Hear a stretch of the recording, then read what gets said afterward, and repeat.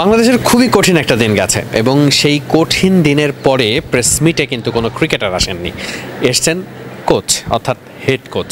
গতকালকেও তিনি এসেছিলেন খুব স্বাভাবিকভাবে, আজকে অন্য কারোর আসার কথা, কিন্তু অন্য কেউ না এসে হেড কোচ এসেছেন। এর অর্থ দাঁড়ায় দলের সব ক্রিকেটারদের হয়ে তিনি আসলে লড়তে এসেছেন। কারণ প্রেস মিটে কী হয়, কেন বাংলাদেশ এত খারাপ করেছে, কী সমস্যা ছিল, এগুলো নিয়ে তো খুব স্বাভাবিকভাবে প্রশ্ন করা হয়। সেই প্রশ্নের উত্তর যাতে ক্রিকেটারদের ফেস করতে না হয়, খুব স্বাভাবিকভাবেই আমরা আজকে বাংলাদেশ দলের ক্রিকেটারদের আসলে মানসিকভাবেও নিশ্চয়ই তারা এখন খুব টায়ার্ড।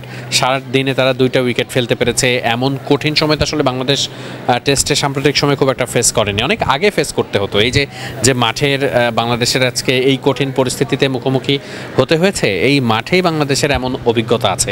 বাংলাদেশ এখানে এর আগে 3টা টেস্ট ম্যাচ খেলেছে, তার মধ্যে 2টাতেই বাংলাদেশের ইনিংস ব্যবধানে হারার অভিজ্ঞতা আছে। এই টেস্টের আসলে যে পরিস্থিতি, বাংলাদেশ যদি দ্বিতীয় ইনিংসে ভালো ব্যাট না করতে পারে, তাহলে এই টেস্টেও ইনিংস ব্যবধান আসলে হারাটা খুবই অবধারিত অবস্থা। কারণ স্কোর বোর্ডে বাংলাদেশের রান টপকে প্রায় 200 রানের মতো লিডে চলে গেছে শ্রীলঙ্কা। কালকে সারাদিনের ব্যাটিং যদি তারা করে 400 বা 450 বা 500, সারাদিন ব্যাটিং করলে তো 600 রান হবে। কুশল মেন্ডিস তো আজকে বলে গেছেন যে সারাদিন তারা ব্যাট করবে, মিনিমাম 400 রান তারা করতে চায়।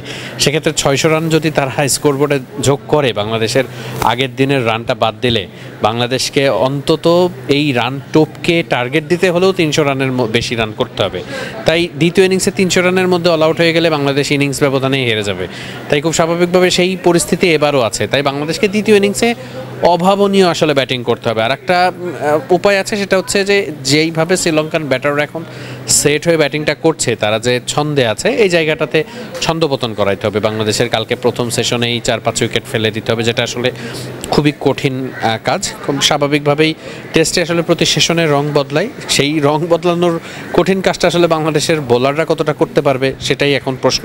কারণ এই জায়গাটাতে খুব দ্রুত উইকেট ফেলানোর পাশাপাশি বাংলাদেশের ব্যাটসম্যানদেরও দ্বিতীয় ইনিংসে খুবই ভালো ব্যাটিং করতে হবে। আসলে শুধু ভালো ব্যাটিং নয়, বড় বড় বেশ কয়েকটা পার্টনারশিপ দরকার হবে। কারণ শ্রীলঙ্কা বাংলাদেশের সামনে নিশ্চিত করে যত বড় লিড দাঁড় করাতে চাইবে, সেই এত বড় লিড আসলে বাংলাদেশকে টপকে শ্রীলঙ্কাকে টার্গেট দিতে হলে বাংলাদেশকে আসলে সেই মানের ক্রিকেটটাই আগামী দিন থেকে খেলতে হবে। তা না হলে অতীতের সেই যে অভিজ্ঞতাটা এই মাঠের ছিল, সেই অতীতের ইনিংস ব্যবধানে হারার বারবার অভিজ্ঞতা, সেটাই কিন্তু আসলে আমাদেরকে আবারও দেখতে হতে পারে টেস্ট ক্রিকেটে।